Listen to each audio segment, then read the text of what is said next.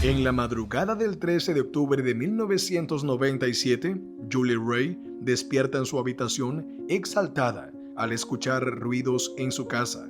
Escucha un grito e inmediatamente piensa en su hijo Joel, de 10 años, quien se encuentra en otra habitación.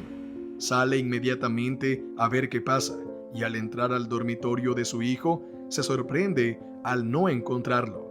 Tras ella aparece un sujeto, quien la ataca y la tira al suelo. Este sale huyendo del lugar y ella sale tras él. Empieza el forcejeo con el intruso, este la ataca y sale corriendo por la puerta trasera de la casa. Julie lo sigue y se le abalanza encima. Él la golpea en la cabeza, dejándola tirada. Aturdida, va donde su vecina Lisa Bridget, le toca la puerta y le grita: «¡Secuestraron a Joel!». La vecina trata de calmarla y llama al 911. Para ese punto, Julie creía que a su hijo lo habían secuestrado.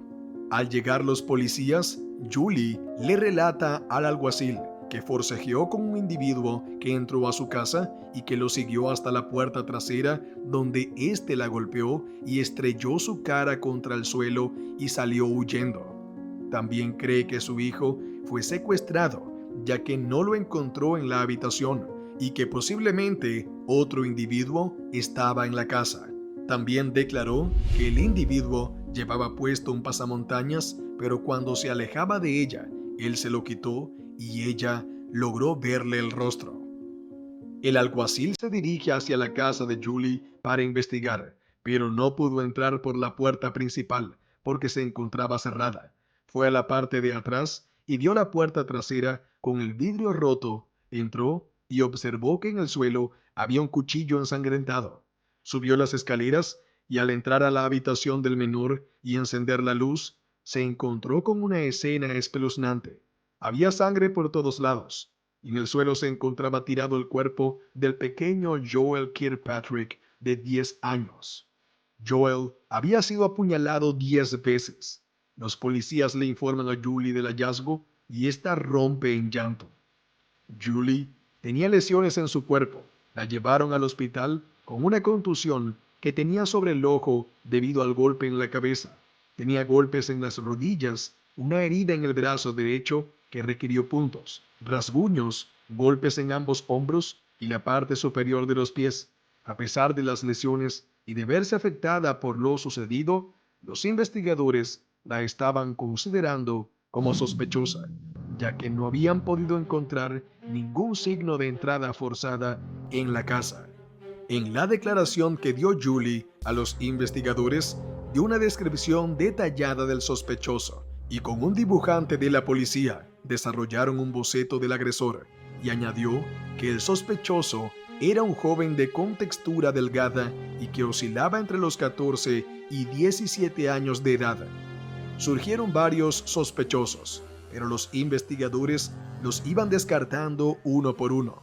En la pequeña ciudad de Lawrenceville, Illinois, no se habían registrado hechos de esa magnitud anteriormente y no habían bandas criminales, por lo que se hacía más difícil para los investigadores dar con los sospechosos de este caso.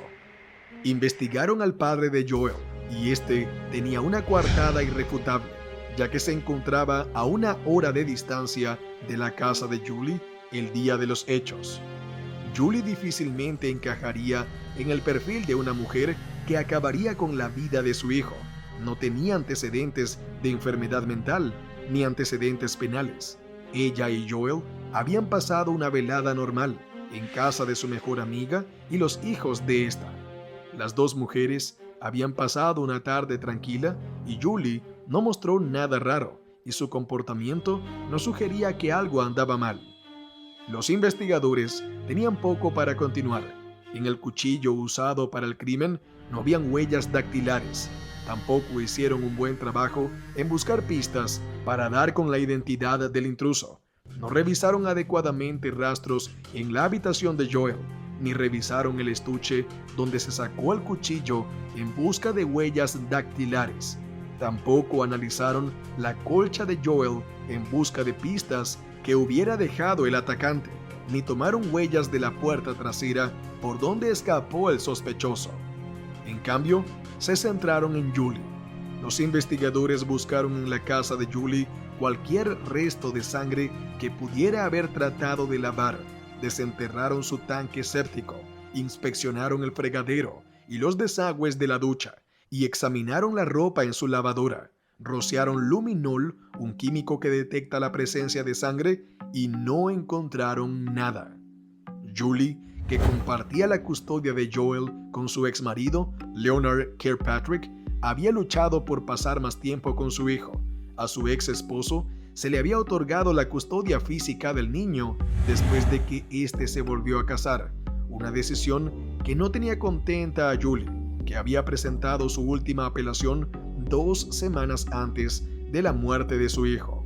Su ex marido la acusó de ser responsable de la muerte de su Joel, aduciendo que Julie estaba molesta por no haber obtenido la custodia completa de él y que ella era una persona con mucho resentimiento e ira.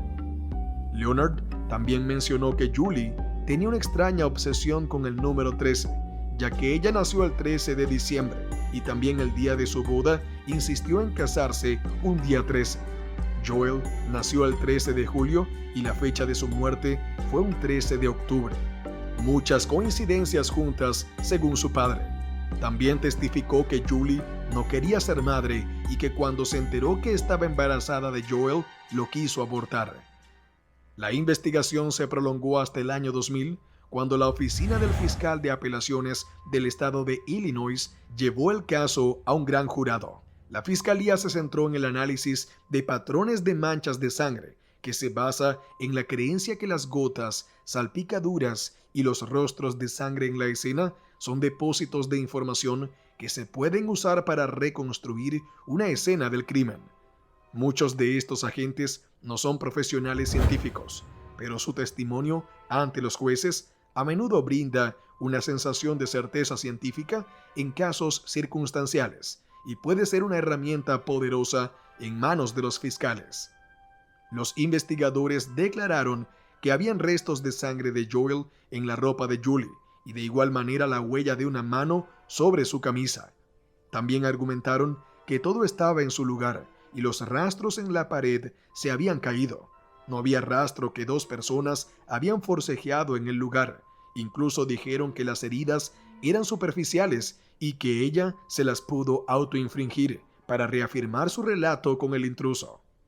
En vísperas del 3er aniversario del asesinato de Joel, Julie fue acusada y condenada a 65 años de prisión, pero habían muchas personas en desacuerdo con la condena, ya que la policía se había centrado desde un inicio en Julie y no había buscado otros sospechosos. Los amigos y la familia afirmaban que Julie era una madre cariñosa y atenta. Judy Royal, una abogada que comenzó a trabajar en el caso de Julie en 2003, dijo: "Los miembros del jurado no entienden cuándo un experimento exagera los hallazgos o va más allá de lo que se puede probar y replicar". Julie seguía afirmando que la fiscalía se había equivocado con su condena, que ella era inocente y debían atrapar al verdadero culpable. La fiscalía no creía que un hombre haya entrado a la casa y que todo fue invento de Julie para tapar su crimen. Pero aparecería el testimonio de un asesino en serie de nombre Tommy Lynn Sells, quien le dijo a los investigadores de Illinois que había irrumpido en una casa en el año 1997 y que había apuñalado de muerte a un niño con un cuchillo que sacó de un bloque de carnicero en la cocina y que había forcejeado con una mujer tanto dentro como fuera de la casa. Su relato coincidía con el relato de la madre de Joel sobre el intruso que había ingresado a la casa el día del asesinato. Tommy se enfrentaba a una ejecución en Texas por apuñalar fatalmente a una niña de 13 años, después de irrumpir en la casa de su familia, y había sido relacionado con varios otros asesinatos de niños en todo el país.